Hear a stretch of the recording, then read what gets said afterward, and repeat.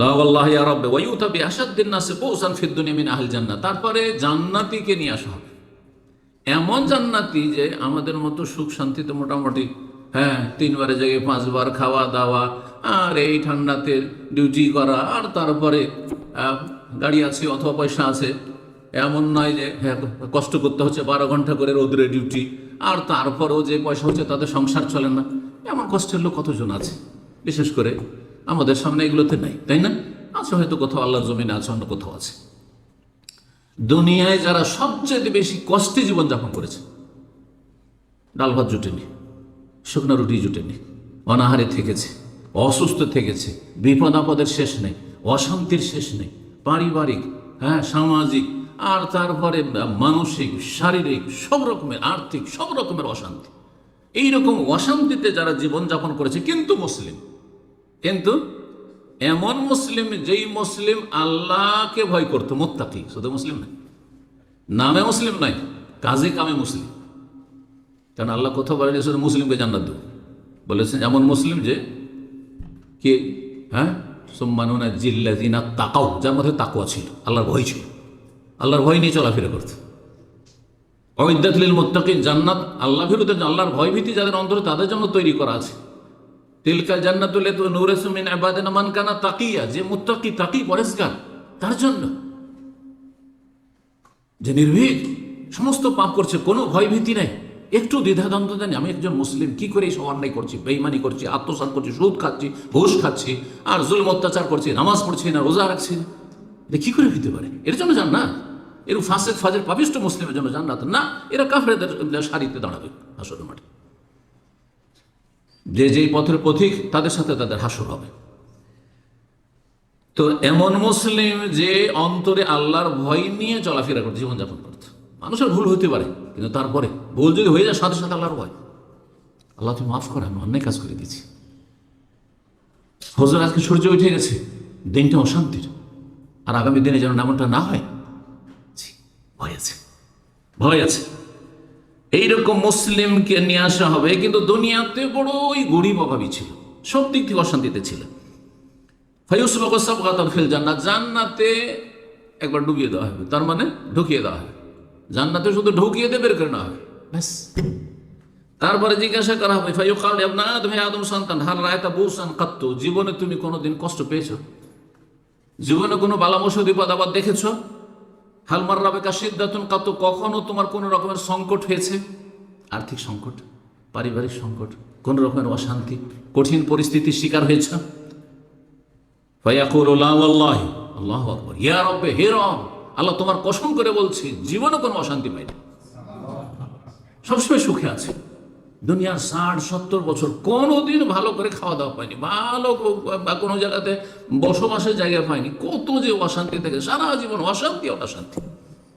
দেশে থেকেছে তাও অশান্তি, অভাব, বিদেশে এসছে প্রবাসে তাও অশান্তি, সেখানে অভাব কষ্টের কাজ করেছে, আর তারপরে যে পয়সা পয়সা সংসার চালাতে হিমশিম খেয়েছে, কত যে কষ্ট করেছে। কিন্তু ইমানদার, এই জন্য যেসব ভাইরা ক্লিন করে রাস্তাঘাটে, আর দেখছি যে মুখে দাঁড়িয়ে আছে, অথবা দাঁড়িয়ে না থাকলে মসজিদে দেখছি যে আজান হয়েছে, মসজিদে নামাজ পড়তে চলে আসে, আল্লাহ, আমি ওদেরকে খুবই ভালোবাসি এবং আমি তাদের সাথে কথা বলি, আমি তাদের সাথে মসজিদে যেখানে যাই আমি তাদের সাথে কথা বলি, আল্লাহর জন্য তাকে ভালোবাসি।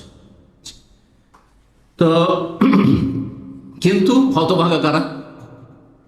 সালাতের সময় ওই 12 ঘন্টা ডিউটি করছে, কষ্টে ডিউটি করছে, রোদ্রে ডিউটি করছে, গরমে ডিউটি করছে, বৃষ্টিতে ডিউটি করছে, আর নামাজ পড়ে না।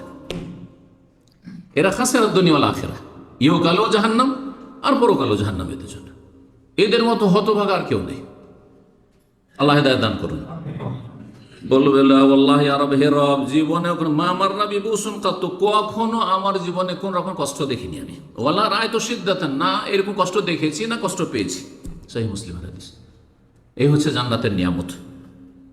19 নম্বর বিষয় যে পয়েন্টটি বলবো সেটা হচ্ছে জাহান্নাম কার জন্য আল্লাহ তৈরি করেছেন।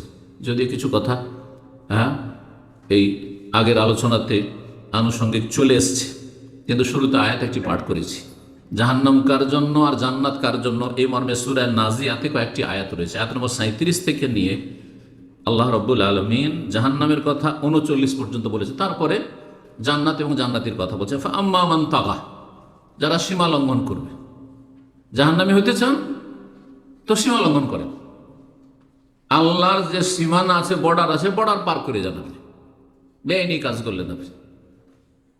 আপনি যে দেশের মানুষ, সেই দেশ থেকে অন্য দেশে যদি আপনি অনুপ্রবেশকারী হন, অবৈধ অনুপ্রবেশকারী, আপনার কাছে ভিসা নেই, পাসপোর্ট নেই, তাহলে আপনি সাজা শাস্তি পাবেন না, জেলে থাকতে হবে, অপরাধী আপনি। আর আপনাকে নিয়ে অনেক তদন্ত শুরু হয়ে যাবে, যে গোয়েন্দা তো নয়, দেশে নাশকতামূলক কাজের জন্য তো ঢুকেনি, আর কত কি শুরু হয়ে যাবে, তাই না?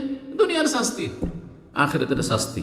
যে সীমা লঙ্ঘন করবে, সীমা লঙ্ঘন, আল্লাহর হকের ক্ষেত্রে সীমা লঙ্ঘন। আল্লাহ 5 ফরজ করেছেন, কমানো বাড়ানোর অধিকার নেই। 17 রাকাত ফরজ, রমজান মাসের সিয়াম রোজা ফরজ করেছেন, আমি কিছু রাখবো না, এই অধিকার নেই। যাকাত শতকরা 2.5 টাকা, 2.5 টাকা, এতে আপনি কমাবেন যে আমি ইচ্ছা মতো দেবো, আমার ধন দৌলত, এই অধিকার নেই।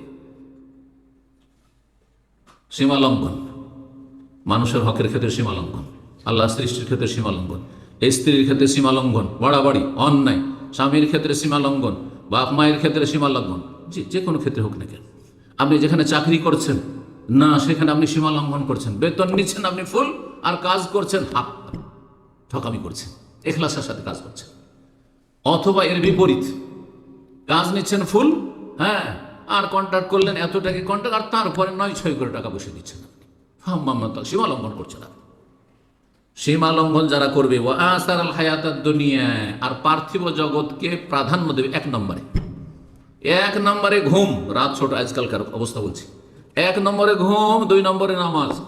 সুতরাং এটা হয় 12টায় তো শুইলাম, আবার 3টার সময় কেমন করে উঠবো, 3টা 3:30, হ্যাঁ, সাড়ে 3টে উঠে কেমন করে নামাজ পড়বো, না 5 ঘন্টা কমপক্ষে হইতে হবে। তাহলে আপনার 1 নম্বরে ঘুম, তাই না? 1 নম্বরে আপনার কাজ। অনেকে বলছে যে ইসলাম সেন্টার আসার সুযোগ পাই না, কারণ এদিকে 8 ঘন্টা ডিউটি, আর তারপরে ওইদিকে গাড়ি আছে, চাকা গড়লে কিছু পয়সা, ভাই মেশো, আর না হলে হ্যাঙ্গার, আর না হলে আর কিছু, আর এক কথায় ওভার টাইম, না হয় পার্ট টাইম, আর টাকা কোথায় আছে, শুধু টাকার তলাশ। গেল এলেম শেখার ফরজ, ওটাও গেল, যদি ফরজ হয়ে থাকে তাহলে। আর সুন্নাত মুস্তাহাব, আপনি জানছেন যে আপনারও ফরজ আছে না, সুন্নাত মুস্তাহাবে আছে। আমল করার ক্ষেত্রে অধিকাংশ মুসলিমরা, যদি নামাজের কথা বলেন, কাজের ব্যস্ততায় নামাজ পড়তে পাই না, এত কাজে ব্যস্ত থাকে অফিসে যে নামাজ পড়ার টাইম পাই না। আউযুবিল্লাহি মিনাশ শাইতানির রাজিম। ওয়া আসারাল হায়াতাদ দুনিয়া, কাজ 1 নম্বরে, নামাজ 2 নম্বরে। আল্লাহর হক, মানুষের হক, ইবাদত বন্দেগী 2 নম্বরে, আল্লাহর আদেশ নিষেধ পালন করা 2 নম্বরে। 1 নম্বর সামাজিকতা, বেদাতি মহলে যারা বসবাস করছেন, 1 নম্বরে সামাজিকতা। সমাজে কি বলবে, বাপ মা মারা গেছে, কিছু খরচ করলো না, হ্যাঁ, আমি সমালোচনার পাত্র হব, আর মানুষ কত রকমের কি আমাকে নিয়ে এই করবে সেই করবে, আলোচনা সমালোচনা হবে। সুতরাং যে যা করতে বলছে টাকা পয়সা দিয়ে দিলাম, খুব ভালো হইলে আমি গেলাম না, তোরা 40 করবি, তোরা ভোজ করবি, তোরা যা করবি তাই কুলখানি করবি, ফাতেহা তাই তোরা করছেন, অনেকে করছেন। এই দুর্বল ইমানের কথিত সহি আকীদা, দুর্বল ইমান, কিন্তু কিছুটা আকীদার সংশোধন হয়েছে। ঝড় তুফানে গিয়ে আছাড় খেয়ে পড়ে যাচ্ছেন আপনি, শিরক বেদাতে ঝড় তুফানে গিয়ে।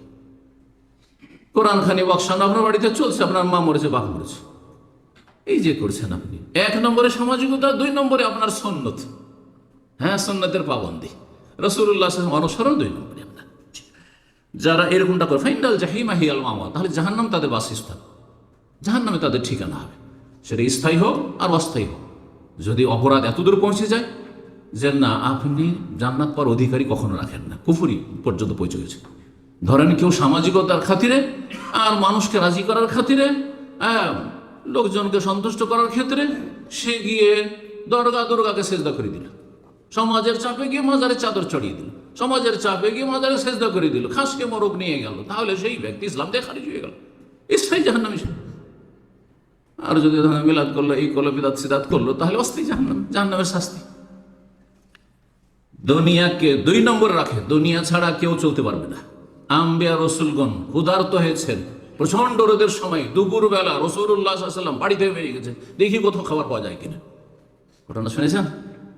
গিয়ে দেখেন যে ওইদিকে এইরকম রোদে আবু বকরও বেরিয়ে এসছে, দেখা রাস্তাতে, আবু বকর এই সময় তুমি, বলছে হাজু ইয়া রাসূলুল্লাহ, ক্ষুধার তাড়নে আর বাড়িতে থাকতে পারছি না, ছটফট করছি, কতদিন থেকে খাবার দাবার বাড়িতে নেই, 1টা 2টা খেজুর আর পানি যে সেটা ছিল অধিকাংশ, সেইটাও নেই বাড়িতে। আল্লাহু আকবার। এইভাবে ওমর রাদিয়াল্লাহু তাআলা তার সাথে দেখা, চলো তাহলে এখানে একটা বাগান আছে অমুক সাহাবীর, হ্যাঁ যাই দেখি যদি কিছু সেখানে পাওয়া যায়। আল্লাহু আকবার। সেখানে কয়েকটা রতাব খেজুর খাচ্ছেন, আর একটু ঠান্ডা পানি, সেখানে বাগানের পানি আছে, সেই পানি স্বচ্ছ একটু পানি পেলেন, পানি পান করছেন, আর তারপরে আল্লাহর কত শুকরিয়া আদায় করছেন। এবং শুকরিয়া আদায় করতে কি করছেন, তাগিদ করছেন রাসূলুল্লাহ সাল্লাল্লাহু আলাইহি ওয়াসাল্লাম, আন হাযান নাঈম ইয়াউমাল কিয়ামা, কিয়ামতের মাঠে তোমাদেরকে এই নিয়ামত সম্পর্কে, এই যে এত ক্ষুধার্ত হয়ে ছটপট করে বাড়ি থেকে বেরোলে দুপুরবেলায়, আর আসার পরে এই যে কয়টা খেজুর পেলে, আর তারপরে এই যে পানি পেলে, ঠান্ডা পানি পেলে, এই নিয়ামত সম্পর্কে আল্লাহ জিজ্ঞাসা করবেন। তাহলে আমাকে আপনাকে কত নিয়ামত সম্পর্কে জিজ্ঞাসা করবেন? এই পানি সম্পর্কে জিজ্ঞাসা করবেন। এই পানি কজন পায় শতকরা? তুমি এই পানি পেয়েছো, কি হক আদায় করেছো? এই পানি কি আল্লাহর ইবাদতবন্দি করেছো? গুনাহ থেকে বেঁচেছো? এই মোবাইলের নিয়ামত, মোবাইল না থাকলে ছেলে মেয়ে, স্বামী স্ত্রী বাড়ির বাইরে একটু গেছে, বাড়ির বাইরে দেয়ালের আড়ে আছে, খবর রাখে না কোথায় পেরেশান আছেন।